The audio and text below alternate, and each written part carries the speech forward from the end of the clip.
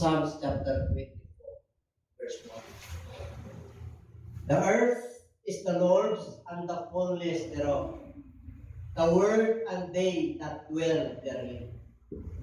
Ang kalupaan, okay, hindi na, wala. Ang kalupaan ay nagmamay-ari ang Diyos, lahat ng mga nandoon, lahat ng mga sa mundo ito, Kanya, at lahat ng mga naninirahan noon ay Kanya. Ibig sabihin, lahat ng may buhay, hayop, mga puno, mga bundok, Kanya lahat. Ang tawag po dyan, siya yung owner. Siya yung nagmamay-ari. Okay, and my preaching this morning is entitled Stewardship. Stewardship. Yon yung may kaagipat na responsibility. Pinagkatiwalaan sapagkat may nagmamay-ari. Okay, sabi ko sa natin, pagpalain ka ng Diyos.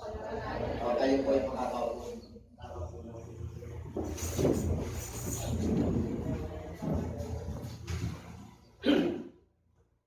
Sinabing stewardship, marami na po tayo natutunan tungkol po sa pamamahala o pinagkatiwala. At stewardship, tingnan po natin ang pinaka-meaning ng stewardship. It is a noun, the job of supervising or taking care of something such as an organization or property. Ito po ay may kaakibat na responsibility o tungkulin na nakaatang sa balikat ng isang mamamahala. Ito po ay may nagmamay-ari. Pinagkatiwalaan na po siya, kaya sabi niya, taking care of something. Okay? Kailangan may, kung yan ay kumpanya, yan ay tindahan, yan ay pamilya, okay? Yan ay trabaho o organization sa church or ministry, taking care of.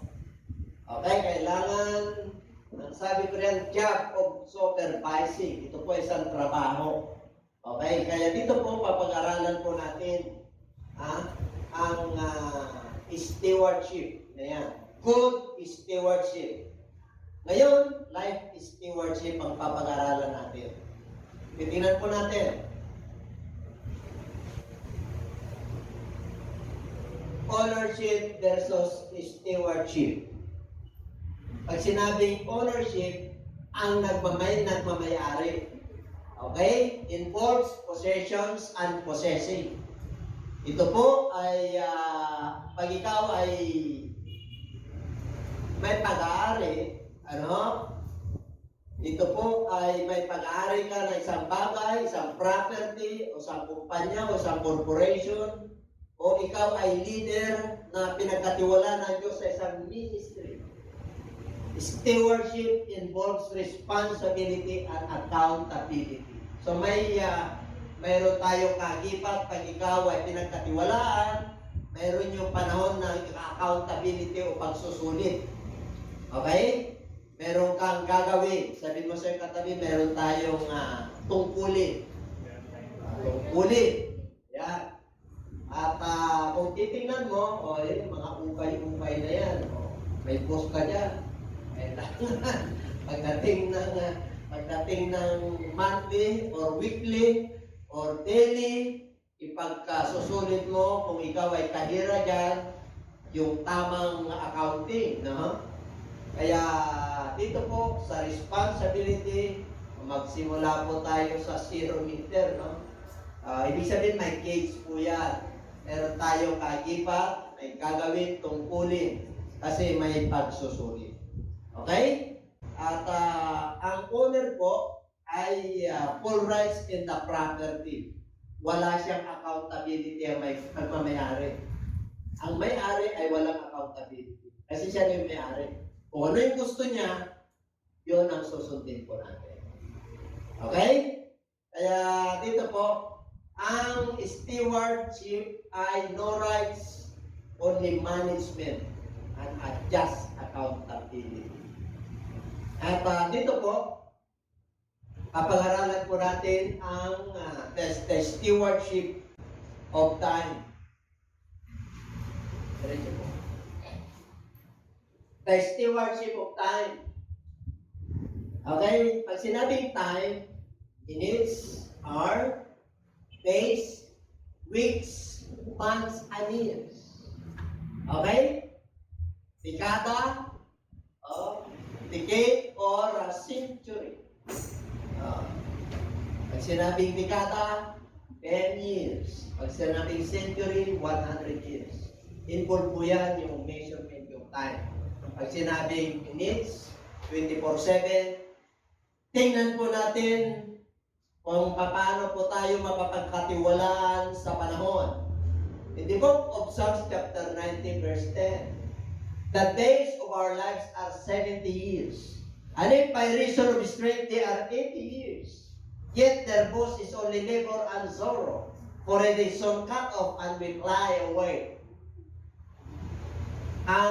Ang panahon at ang araw ng buhay ng tao ay 70 years. Kung ito ay malakas, abutin niya ng 80 years. Sino ng 80 years dito? Wala pa? Wala pa, di ba? Papunta pala tayo. Malakas ka raw yun. Bonus ka na. Kasi sa panahon natin, sa Book of Psalms, 70 years. Sa panahon po natin ngayon ng mga bata, lalong mga bata ang nagkakaroon ng problema. Kasi po, masyado ng abala. Noong panahon po, panahon nila David, Old Testament yan, 70 years. Kasi sundalo po sila noon eh. Labanan lagi, kung sino matapang, yun ang maiwan. Pero nasa law po sila. Okay, pag sinabing law, kung ano yung kasalanan mo, ngipin sa ngipin, di ba? Kumbaga sa kung sino matapang. Kaya dito po, nasa grace na po tayo ngayon. Dahil panahon na ni Kristo. Noon, 70 years. Ngayon, 80 years. Pero may mga bansa na 100 years. Yung mga bansa na mayayaman, 90 to 100 years, normal sa kanila. Amen? Kasi mayayaman bansa po sila, wala silang stress. Wala silang problema sa basic needs. Wala silang problema sa tuition fees or hospitals. Wala. Kasi mayaman bansa po sila. Kaya yung kanilang buhay ay humahaba. Amen? Kasi lumalaban po sila sa ganda ng buhay na binigay ng Lord. Kasi nasa grace na po tayo. And everybody say amen. Tatandaan natin, ang kautosan ay ang scripture o ang Bible ay inati sa dalawa. Nasa Old Testament at nasa New Testament. Inabutan niya na po tayo sa New Testament tayo. So nasa grace ang ating Panginoon. We are now living under grace, not under the law. Amen? Kaya ngayon, pag matapang ka ngayon at mayaman ka, hindi mo pwedeng sasakupin yung isang bansa. Maraming lalaban sa iyo. Amen? Kahit na mahirap yung bansa. Bakit? Meron na tayong tinatawag na United Nations. Marami na tayong mga resolutions na ginagawa. Kahit na yung mga health po natin o sa World Health Organization. Yan po ay nagsama-sama ng buong mundo para tignan ng kapayapaan, tignan ng kabuhayan, yung mga mahirap na bansa. At pag may mga digmaan, dahil meron na po tayong World War II po na experience po, World War I, World War II, kaya nagkaroon po at nabuo ang United Nations. Yung mga treaties na yan. Amen po? Kaya tayo po ay nabubuhay ng kasaganaan ngayon. Sabihin mo sa'yo, at sabi sagana pala tayo ngayon, bakit ka malungkot? Samantalang noong unang panahon, wala sila hindi nila alam kung anong gagawin po nila. Kasi po, wala pang batas noon. Nandiyan pa ba kayo? Batas ng tao noon. Kaya pinigyan po tayo ng stewardship of time. Kaya ngayon, kahit nasabihin mo na marami kang nararamdaman kung ang pananampalataya mo naman, ay abot ka ng 100, ay kahit natama lang, dumarating sa'yo ng pagkain. Nandiyan pa ba kayo? Hindi na pinag-uusapan dito kung mayaman o mahirap. Ang pinag-uusapan dito yung relationship mo sa Lord, yung pagsunod mo sa Lord, yung pananampalataya mo sa Diyos. Okay? Nandiyan pa ba kayo? Palapakan natin ang Diyos. Ayan. And the book of Ecclesiastes chapter 9 verse 11. Okay. Basahin natin. I return, and so under the sun that the race is not to the swift, nor the battle to the strong, nor bread to the wise, nor riches to men of understanding, nor favor to men of esteem. But time and chance happen to them all. O, nakita ko sa ilalim ng under the sun, sa araw, hindi sa mga matutuling tumakbo ang takbuhin. O, di ba? Ano ibig sabihin? Hindi yung pangong na makarating kahit na mabagal. Yun ang ibig sabihin. O, hindi ibig sabihin, hindi ka pag matuling ka, hindi mo mapupunta ka agad yung pupuntahan mo, hindi dahil matuling ka. Dito, nor the battle to the strong. Kahit sa tigman, hindi sa malalakas. Oo, minsan nanalo yung mahihina. Bakit? Talino. Yung malakas, sugod ng sugod. Yung matalino, pumaplano. Yun ang ibig sabihin nun. Okay? Nor bread to the wise. Nakakita na kayo tatalino, pero hirap sa buhay. Pero bakit nakita nun? Pumlaubia. Pero di ba? Yung iba, first honor nun. Pero hindi mo na makita sa reunion. Bakit na yan ako? Ibig sabihin, nor bread to the wise. Hindi po gano'n. Ay, ibig ko sabihin, no riches to men of understanding. Hindi ko kung matalino ka ay, ano ka rin, yayaman ka, nor favor to men of esteem. Kung hindi kung talaga marami ka ng achievements, malakas ka, ay yung favor, hindi gano'n yun. Ang sabi na Lord, but time and chance happen to you more. Ngunit yung panahon at pagkakataon, yung panahon at pagkakataon ay nangyari sa kanilang lahat. Ayan, i-ano mo na yan.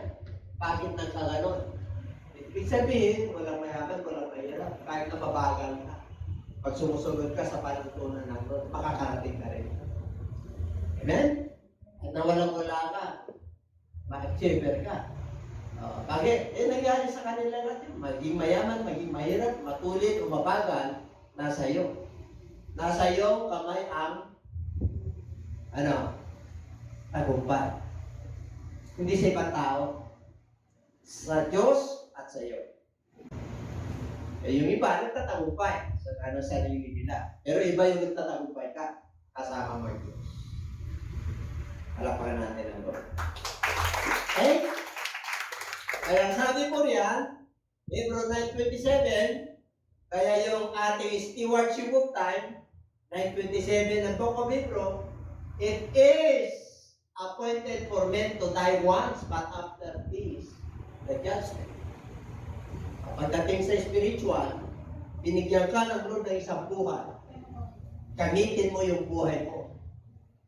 Siguraduhin mo na pag kinuha tayo ng Diyos at tinawag tayo ng Diyos, sigurado tayo na buhay na wala hanggan, heaven ang ating destination.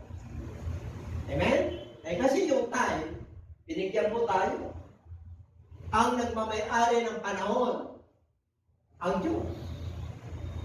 Ang nagmamay-ari ng buhay, ang Diyos. Siya may kontrol sa pitik ng tibok ng puso mo. Pag huminto yan, walang magagawang demonyo dyan.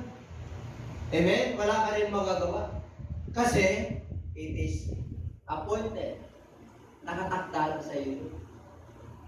Amen? Nakatakda. Ibig sabihin, kahit na lumabang ka kung nakatakda, wala kang magagawa. Ito ba kayo? Kaya yung iba, ayaw pa nag-usapan yung hindi ka na ng kabao. Hindi ka na ng lote mo. Yung iba natatakot eh. Ang sabi ng Lord, habang natatakot ka, harapin mo yan. Ibig sabihin, harapin natin yung mga sa buhay. Harapin natin. Kasi mawawala naman talaga tayo. Una-unahan nga lang. Diyan pa ba kayo? Pero ang maganda, secure ka kay Lord. Yung panahon mo, hindi mo nakakalimutan ng Diyos. Kabahagi mo ang Diyos sa panahon mo. Amen? hindi mo sinusolo yung oras mo. Akin to eh. Aking oras to eh. Hindi yun yan. Kanya yan. Everybody say amen. Okay, that is the first stewardship na tayo. Second, the stewardship of skills. Meron po tayong kanya-kanyang skills. Meron tayong kanya-kanyang talent. Hindi ka binuhay ng Diyos na wala kang skills.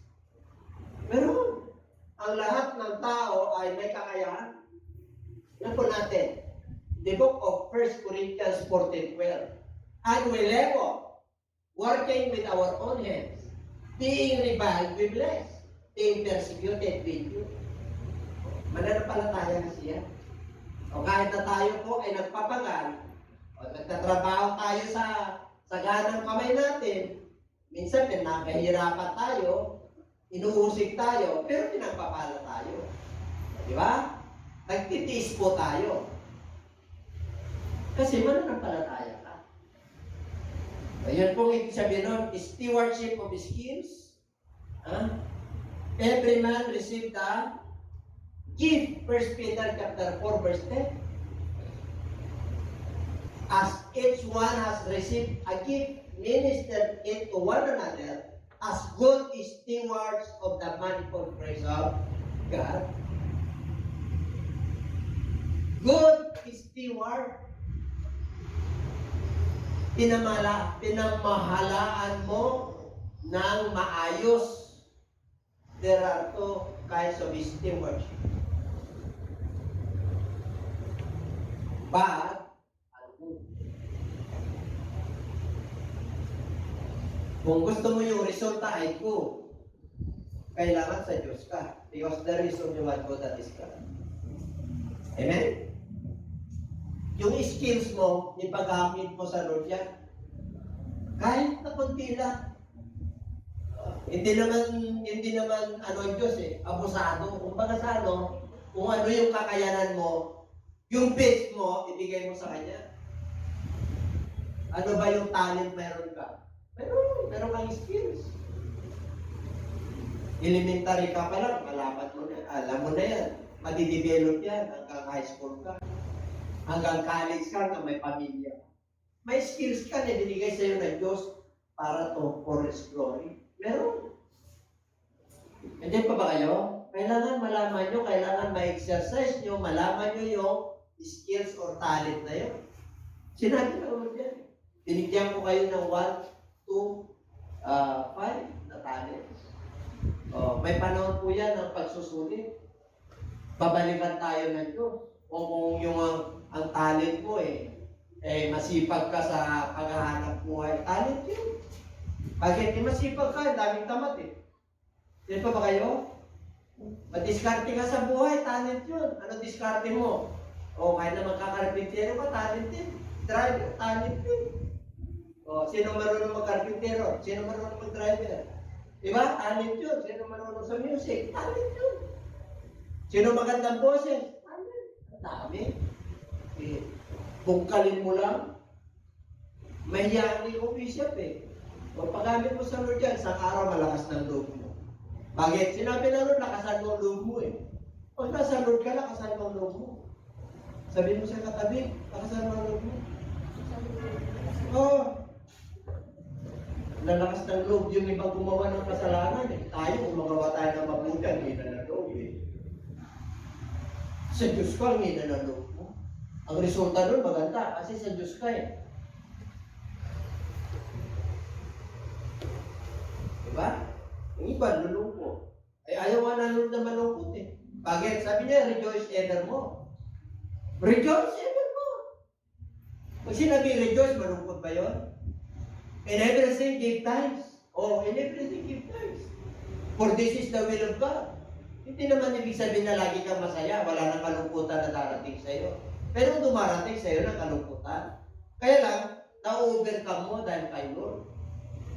Meron kang fear, pero na-overcome mo, sandali lang. Amen? Each one has received a gift. Meron kang kaloob. Kaloob to minister to one another. as good stewards of the manifold grace of God. Pag sinabing manifold, ang dami niyan. Biyaya sa biyaya. Pag Father's business, pakainin mo ng maayos yung mga tupa. Papagpalain ng Diyos yan. Pag matapat yan, pakala ng Diyos yan. May paraan ng Diyos yan. Kasi good steward.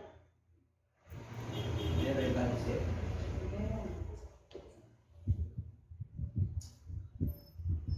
May gift ka, sabi mo sa iyo.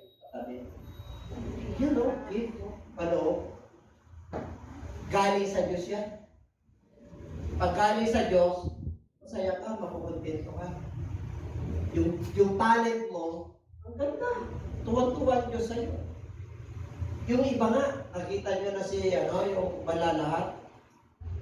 Walang, inform. Ginagamit sila ng Diyos, talent. Bakit anong talent nila? Grabe yung talent nila. Wala silang pero mo, kumpleto ka. Tapos sila hindi kumpleto, tapos nananahin. Tapos ikaw hindi marunong manahin. Samantala yung yung niya gagamitin niya, yung niya. Ang dami. Nagdadrive nga bakit? Gift yan Kung ano mayroon ka, mahirap ka na pinanganak, meron kang kaloob. Hindi ka nag-aral, meron kang kaloob. Basta buhay ka, binigyan ka ng chance ng Lord na mabuhay, meron kang kaloob. Amen? Huwag mo tingnan yung sarili mo. Natalunan ka, tingnan mo na may Diyos ka. Tingnan mo na ang Diyos ang nagmamay-ari ng lahat. Ay, tingnan mo, mga kapatid. Number 3. Kanina, the stewardship of time. Second, the stewardship of skills and talent. Number 3. For the kingdom of heaven is like a man traveling to a far country, called his own servant and delivered his goods to them. And to one he gave 5 talents, to one another 2, and to... Okay, ang talent po dyan, sa ibang version, gold or coins. Amen? Gold, gawin po natin na pera yan. Treasure. Okay? Mayroon siyang abilidad. Mayroon kanya-kanyang kakayanan. Yung nakatanggap ng 5, ibig sabihin 5,000 golds, $5,000, 5,000 pesos. Pag sinabing tin rate, ninarget yan. May tubo. May ginawa, kinalakan.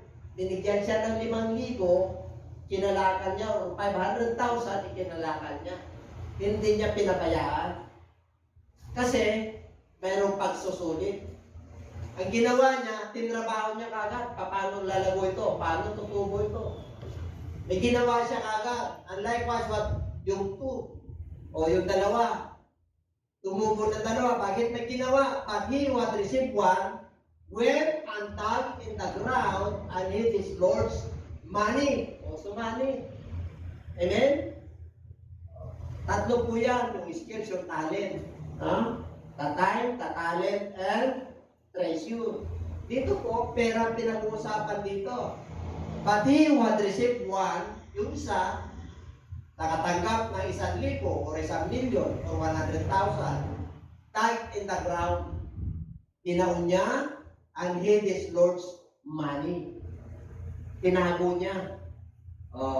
After long time, the Lord of those servants came and settled account with him. So, bumalik po siya. Ito na, yung pagsusulit, yung tumanggap ng 5, ang sabi niya, Panginoon, ito yung 5. Tumubo ng 5. Okay? Sabi na natin, Panginoon, sa 21, well done. Well done. Magaling. Good. Magaling. Mabuti. At tapat. At tubuyan. Tumubo kasi. Di magaling siya. Magaling siya kasi tumubo 100% Kaya ganun din sa 2. Sa 22, ganun din. Tumubo rin ng 2. 23. His Lord said, well done, good and faithful servant. You have been faithful over a few things. I will make you ruler over many things. enter into the joy of the Lord. Tingnan mo, pagka nakakasunod ka, di ba masaya ka? Di ba kahit napagod ka sa iyong mga music, di ba kahit napagod ka kayo, pag-uwi nyo, masaya kayo eh. Kahit yung mga umahayo, di ba? Who can be against us if God is with us? Di ba? Ay, panalo ka natin, I will make you ruler. Di ba? Pagkakatiwalaan ka pa ng maraming bagay, enter into the joy of your Lord. Tingnan mo, kahit napagod na pagod ka na sa ministry, enter into the joy. Di ba? I've got a joy, joy, joy, joy, down in my heart. Down in my heart.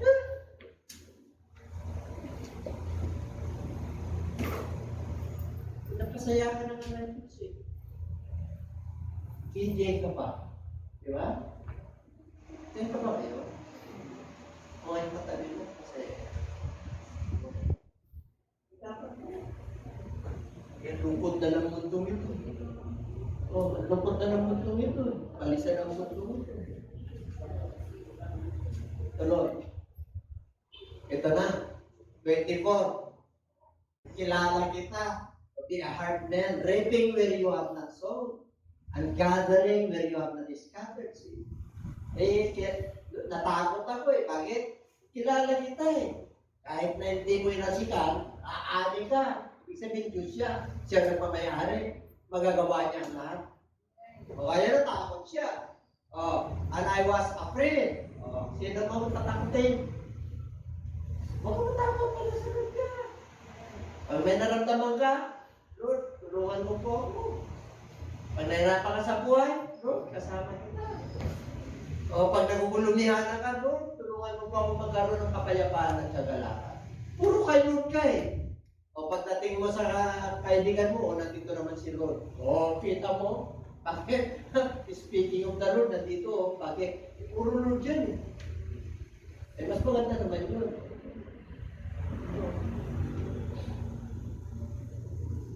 Ang sabi niya, and I was afraid. Tinago ko to. Look, there ye have what is yours. But this Lord answered and said to him, you wicked and lazy servant, you knew that I reap where I have not sown, and gather where I have not scattered seed. So you ought to have deposited my money with the bankers, and at my coming I would have received back my own with interest. So take the talent from him and give it to him who was there. Natakot siya. Bakit? Panginoon, nandito na. Binaon ko, wala akong ginawa. Pag pinakatiwalaan ka ng Lord ng talent, yung talent ko dyan, pera, yung una. Pangatlo na po yan. Yung una, yung time, yung stewardship of time. Pangalawa, yung stewardship of skills at talent. Pangatlo, pera. Pinagkatiwalaan. Pag pinagkatiwalaan ka ng business, pera, i-manage mo, ito yung puhunan natin, ibig sabihin may accountability ka, may responsibility ka. Amen po? Kaya dito, kukunin sa kanya yung isa. Saan ibinigay? Sa dalawa ba o sa lima? Saan ibinigay?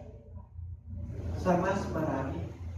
Ang ibig sabihin, mas marami kang ginagawa, mas maraming karating. Ito ba kayo? Sabi ng Lord, okay, sino negosyante rito?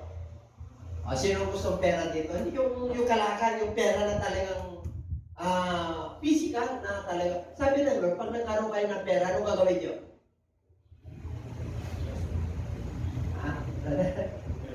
Invest. Tama yun.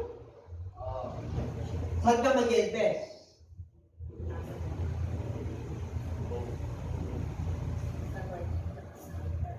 Yun yung problema. Partner mo si Lord, siya nagbigay sa iyo. Mag-invest ka muna sa Diyos para protektado ka.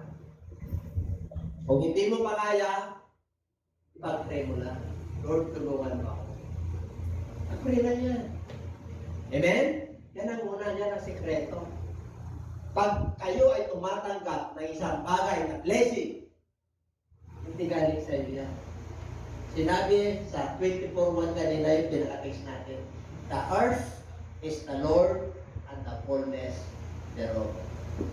All that dwell therein, siya nagmamayari. Ang lahat ng bagay sa mundo ito, siya ang nagmamayari.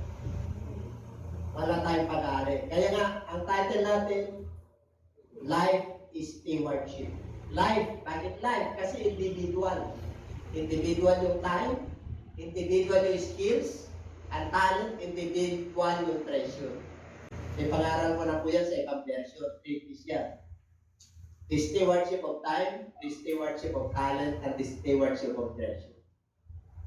So pag may treasure ka, napagkatiwalaan ka ng Lord, binigyan ka ng chance ng Lord na lumago, alalahanin mo yung nabigay sa'yo.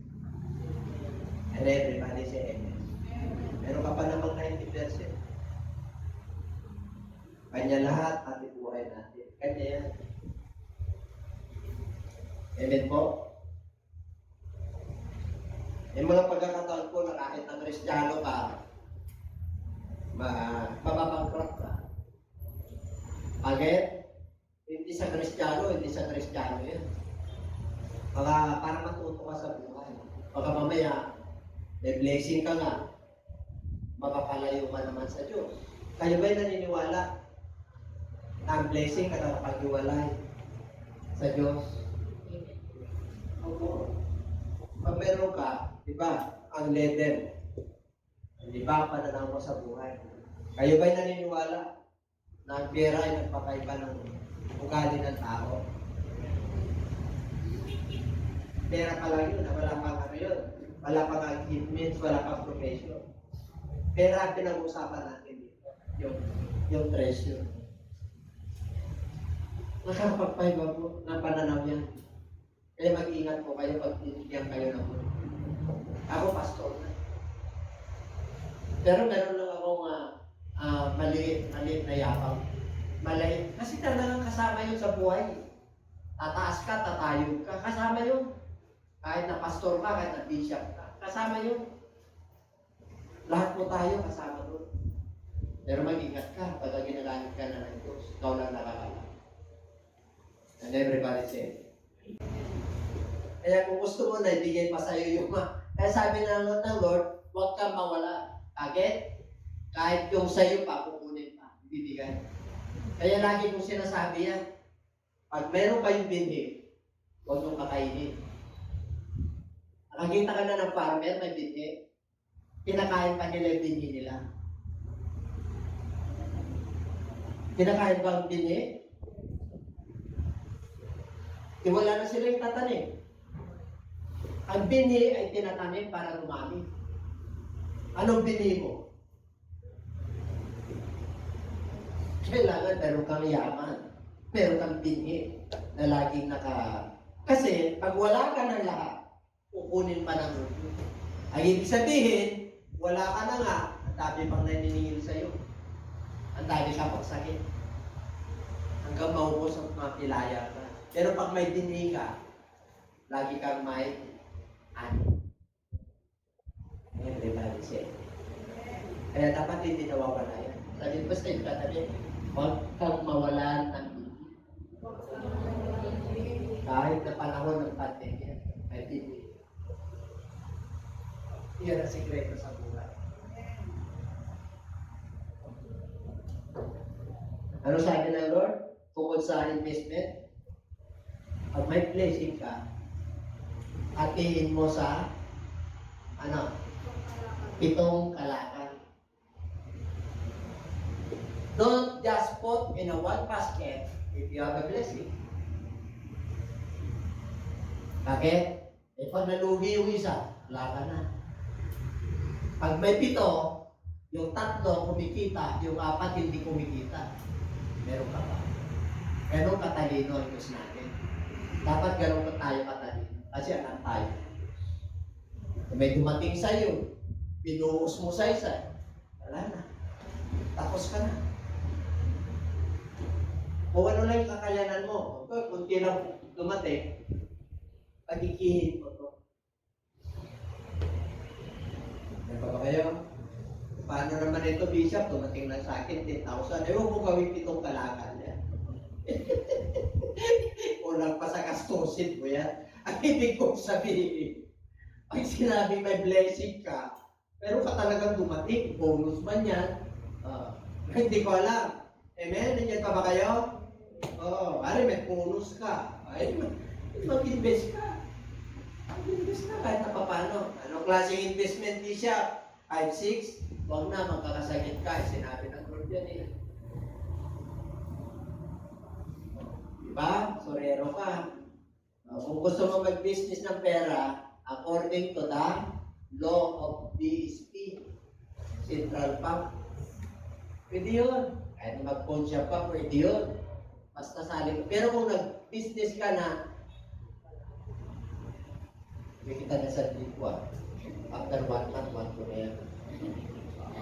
Ang tanong tawag doon? 5-6, bakit 5-6? 20%. 20. 1,000 times 20%, how much? 200. Pag pumalya ka, ito po yun.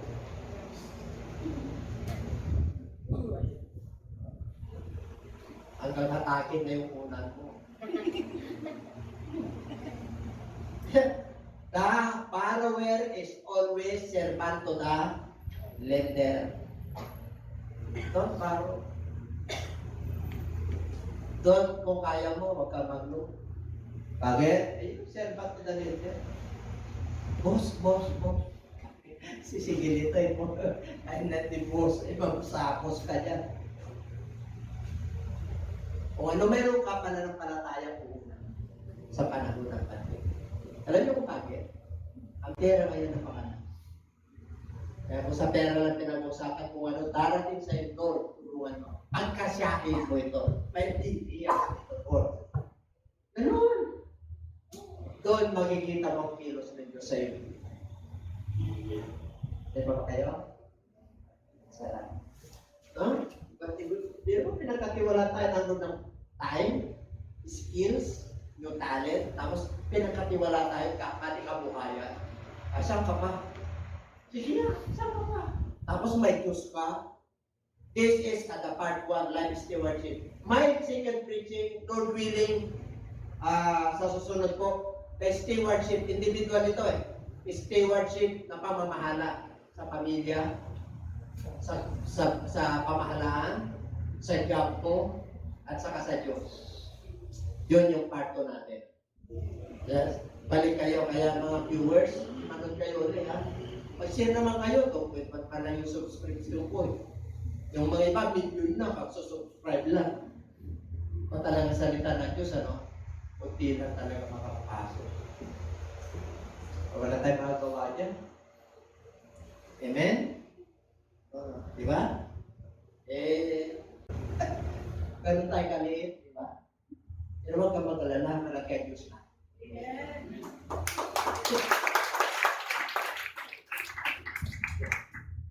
God entrusts us time, skills, based on our ability to handle. Hindi ka bibigyan ng Lord ng time na sobra, ng time na kulang, ng talent, at skills na hindi mo kaya. Yan pa ba kayo?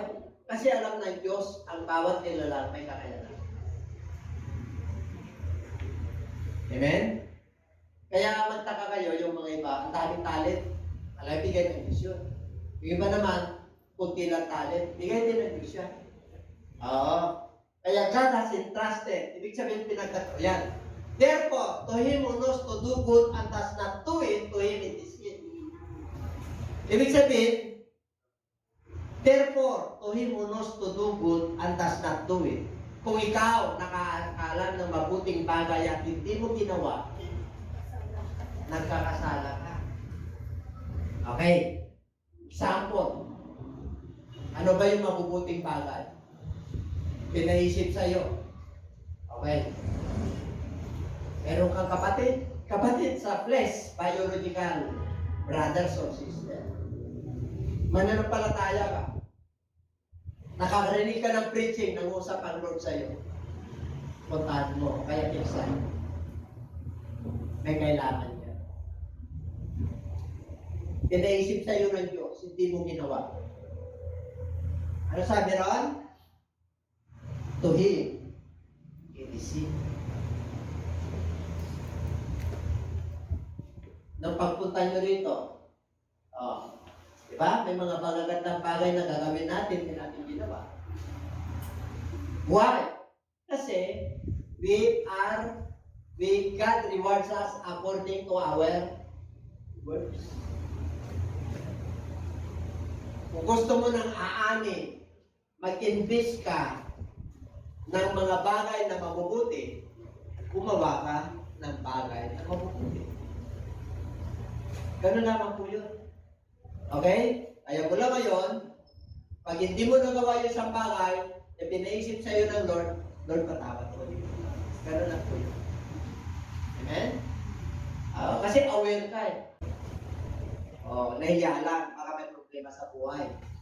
Baka mamaya mag-pre-over. Siyempre, nung may pera kami, siyempre iba. Ngayon, pandemya, bababa ka dahil wala kang pera. Ang tao yun, bumababa. Bakit? Wala kang kakayanan ngayon eh. Sino tatawagin mo ngayon? O yung makakatulong, yung maka-Diyos. O kaya mamaya tatawagan ko siya. Papaalala ko lang sa akin, naka 3 times na. Mga pagkaganon, tinatawagan ko talaga, ako gusto ka na. Pero again, pag hindi mo ginawa yun, nakasala. Tunod. Then I said to them, take heed what you hear. With the same measure you use, it will be measured to you. And to you who hear, more will be given. Ano big sabihin nun? Take heed. Mag-ingat kayo. Mag-inig kayo. Ano yun? Kasi may measure yan. May gamit yan. O kung ano measure na ginawa mo, at to you who hear, more will be given. Yung mga sumusunod, lalo pa siya pagkakatiwalaan. Ano yun? Yung time mo. Lalo mong mamamanage yung time mo ng gusto. Yung talent mo, yung skills mo, bibigyan ka ng karunungan ng Lord, lalo mong may appreciate yung ginagawa mo. Yung treasure, yung yaman mo, bibigyan ka ng karunungan ng Diyos para ikaw ay lalago sa pera. Gusto nyo lumago sa pera? Partner nyo ang Diyos. Ang pinakasekreto sa lahat. And everybody say amen. Okay, partner nyo ang Diyos sa mga pera nyo. Hindi inyo yan. Isang sagit lang po yan. Pag pinahintulutan ng Diyos, ubus yan. Hindi tayo tinatakot ng Diyos. Sinabi na rin din. Basahin nyo sa Malakay 3:10. Prove me now. Yung devourer darating. Wala kayong bakod, wala kayong protection, wala kayong security pag hindi nyo kapartner ang Diyos. Ito kayo? Okay. Give and it will be given to you. Like sinasabi ng Lord eh. Ano ni Pastora yan? Good measure, pressed down, shaken together, and running over will be put into your bosom. For with the same measure that you use, it will be measured back to you. Pag sinabing give your time, give your talent, give your treasure. Di na treasure yun, pati time mo, pati talent mo. Bakit? Ibabalik sa'yo yan eh. Pag sa Lord yan, good measure. Pag sarili mo yan, alam nyo na. Okay? Kasi pag sinabing second together, apaw na apaw yan. Press down together. Talagang ang kagalakan ay umaapaw. Ang pagpapala ng Diyos ay umaapaw. Yung pagpapala ng apaw doon, ibig sabihin ng dami ka ng pera sa kapwa. Hindi yun. Hindi po yun. Kahit na tama na yung pera mo, masaya ka. Kahit na yung time mo, ang tama kang pinagawa at inalayo mo sa Lord na ma-maximize mo yung the best yung panahon mo, talent mo binigay mo sa Kanya, tuwan-tuwan Diyos sa iyo. Diba? God entrusted us the time and skills. Yung skills dyan, talent, based on our ability to handle. Sinabi ko na yung kanina, meron tayong kakayahan na i-handle. There will be a day of reckoning when we give accountability to what He has entrusted to us. Whether we like it or not, harap tayo sa Judgment Day. So, binigay sa atin ng Lord, personal. Yung buhay, life is stewardship, yung time, yung talent, at yung treasure. Kaya accountability po yan, kasi pinagkatiwala sa atin. We have to make sure that we are making the best use of our time, talent, treasure, and skills for the kingdom. Amen? Ano ang hindi dyan? Puro. Ayan. Ito na. Ang nagmamayari at ang pag-aari. Ibig sabihin, the ownership and the position. A lesson on stewardship. Stewardship is to handle what belongs to someone else. As Christians, stewards, we have to handle or manage the following three things that God has given us for His glory, time, talent, and treasure. How should a Christian manage his time? Everyone doesn't live the same amount of time, but everyone has the same amount of time. Diba? O, pare-pare tayo ng oras. Meron bang 25 hours dito? Wala. Pare-pare tayo. Kaya i-maximize mo yan. Number 2, talent. How should a Christian manage talent? Everyone doesn't have the same talent, but everyone has a talent. Tama? Hindi mo man alam gamitin yan, hindi mo sa Lord. Kalkalin mo kung anong talent mo. Meron yan. Meron kang kaloob. Number 3, treasure. How should a Christian manage treasures? Everyone doesn't have money, but everyone has the opportunity to make money. Diba ba kayo? Truth? Totoo? Binigyan ka ng chance na pagpalain ng Diyos. How to make money, how to make time, how to make your talent. You must exercise. You must cultivate your talent and skills. And you offer it to the Lord. Tingnan nyo, lalago yan. Amen? Ang dami ka na nagawa, yung oras natin na 24 hours na ma-maximize mo for the glory of God. Tingnan mo, dami ka na nagawa. Napakaganda yung trabaho mo, ganda ng ministry mo, ang ganda ng pamilya mo, ang ganda ng kinabukasan. Bakit? Because you are a good steward. Pinagkatiwalaan ka ng Lord at mapuputing araw. Kasi sumusunod ka sa Diyos, kaya nagiging mabuti yung resulta po natin. Kaya purihin ng Diyos mga kapatid at salamat sa Lord. Part 2 po, stewardship sa susunod. Yung stewardship na pinakatiwala sa atin ng pamilya, sa job, sa government, at sa Diyos. Purihin ng Diyos, tayo po lang tayo. Palapahan po natin ang ating Diyos. Hallelujah. May mga napulot pa tayo mga kapatid.